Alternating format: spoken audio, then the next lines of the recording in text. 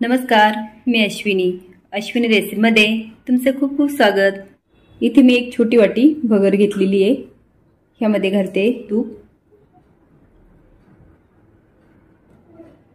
यामध्ये घालते एवढी भगर। व्यवस्थित आपल्याला तुपामध्ये परतून घ्यायची आहे। यामध्ये घालते काजू आणि बदामाचे काप, ते पण थोडेसे तुपामध्ये परतून घेते। आता भगर शिजण्यापुरतं आपल्याला ह्यामध्ये पाणी घालायचे।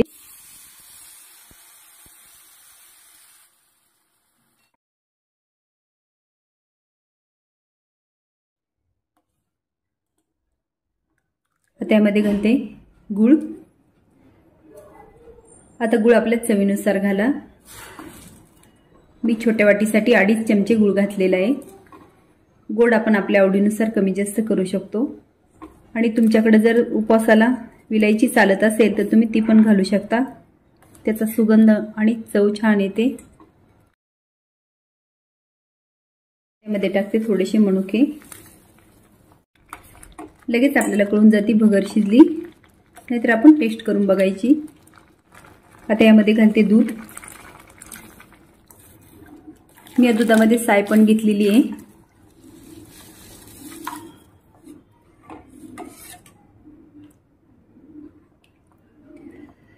आता बरीच जणांची तक्रार असते की खीर करताना जर आपण गूळ घातला तर आपली खीर नासते।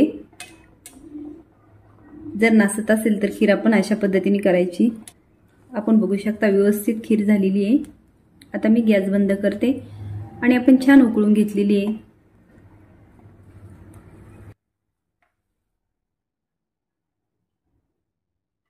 पुन्हा एकदा घालते मस्त काजू आणि बदामाचे काप।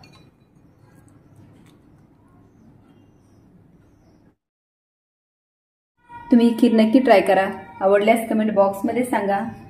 लाईक आणि सबस्क्राईब पण करा। धन्यवाद।